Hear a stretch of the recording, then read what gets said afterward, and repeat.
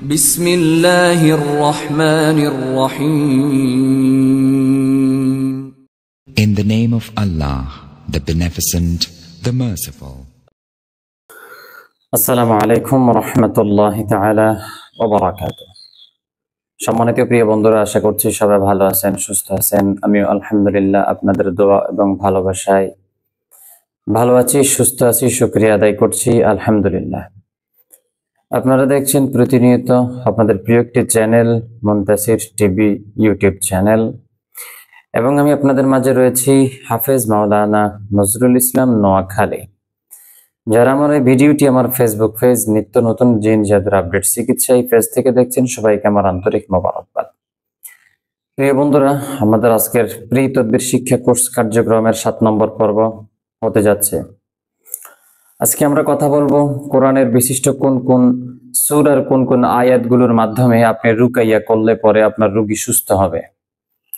এটি কিন্তু খুবই কমন একটি সমস্যা, যেটি মানুষের জাদুর প্রভাবের কারণে মানুষের সমস্যাগুলো হয়, যার কারণে অনেক মানুষ রুকাইয়া পছন্দ করে। রুকাইয়া অর্থাৎ ঝাড়ফুঁক করা। রুকাইয়া অর্থাৎ হলো ঝাড়ফুঁক করা। কোনো মানুষের যদি কোনো সমস্যা হয়, ঝাড়ফুঁক করা, বদনজরের সমস্যা, জাদুর সমস্যা, জিনের সমস্যা, তারপরে মুখ দোষের সমস্যা, এই সমস্যাগুলোর জন্য রুকাইয়া করা হয়। অধিকাংশ জায়গায় রুকাইয়া করা হয়। তো আজকে আমরা জানবো রুকাইয়ার আয়াতগুলো কি কি। প্রিয় বন্ধুরা, আমরা যদি সর্বপ্রথম যেই কোনো রুকাইয়া হোক, আমি যে কথাগুলো বললাম এটার মধ্যে যেই কোনো রুকাইয়া হোক, বদনজরের হোক, তারপরে মুখ দোষের হোক, জিনের হোক, জাদুর প্রভাবের হোক, যেই কোনো প্রকারের ক্রিয়ার জন্য, যেই কোনো প্রকারের রুকাইয়ার জন্য আপনাকে যেই আয়াতগুলো ব্যবহার করতে হবে। 1 নম্বরে আপনাকে আয়াতুল হারক ব্যবহার করতে হবে। 1 নম্বরে আয়াতুল হারক, স্ক্রিনের মধ্যে দেখেন আয়াতুল হারক, এটি হচ্ছে আয়াতুল হারকের আয়াত। এরপরে আয়াতুস সাকিনা, স্ক্রিনে দেখেন, এটা হচ্ছে আয়াতুস সাকিনা। এই আয়াত আপনাকে রুকাইয়ার জন্য ব্যবহার করতে হবে। এরপর আপনাকে সেহেল কাপ ব্যবহার করতে হবে, সূরা মুজাম্মিল ব্যবহার করতে হবে। অর্থাৎ এটি আপনার সংখ্যা অনুযায়ী আপনি পড়বেন।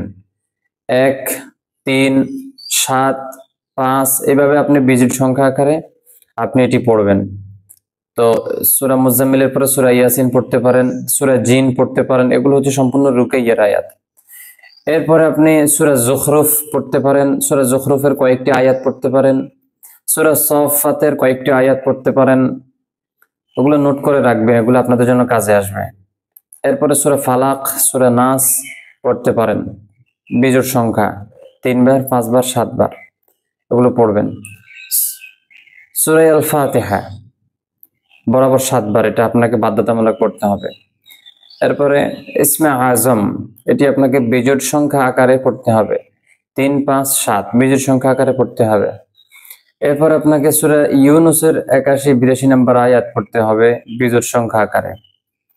এরপর আপনাকে যেটি পড়তে হবে, আমি সবকিছু কিন্তু স্ক্রিনে দেওয়া সম্ভব না, এগুলো কিন্তু কোরআনের বিশিষ্ট আয়াত, এগুলো আপনাদেরকে নাম বলে দিচ্ছি, আপনারা খুঁজে বের করবেন। আয়াতুস সাকিনা, আয়াতুল হারক, এটা হয়তো আপনারা না পেতে পারেন, এই জন্য আমি স্ক্রিনে দিয়েছিলাম। তো বাকিগুলো কিন্তু আপনারা খুঁজে বের করতে পারবেন। তো এরপরে যদি আমরা যাই সূরা রহমানের 33 থেকে 36 অথবা পুরা সূরা আর রহমান, এটা কিন্তু সম্পূর্ণ রুকাইয়ার আয়াত। তারপরে সূরা বাকারার শেষ 3 আয়াত, আমানার রাসূলু বিমা উনজিলা ইলাইহি মির রাব্বিহি ওয়াল মুমিনুন, এখান থেকে, অর্থাৎ সূরা বাকারার শেষ 3 আয়াত এবং আয়াতুল কুরসি তো মাস্ট বি আপনাকে পড়তেই হবে। তো যে আয়াতগুলোর কথা বলেছিলাম এগুলো হচ্ছে সম্পূর্ণ রুকাইয়ার আয়াত। এই রুকাইয়ার আয়াতগুলো কিছু নিয়ম আছে, যেমন এই রুকাইয়ার আয়াত 1 নম্বর আপনি তার শরীরের উপরে রুকাইয়া করবেন, তাকে ঝাড়ফুঁক করবেন।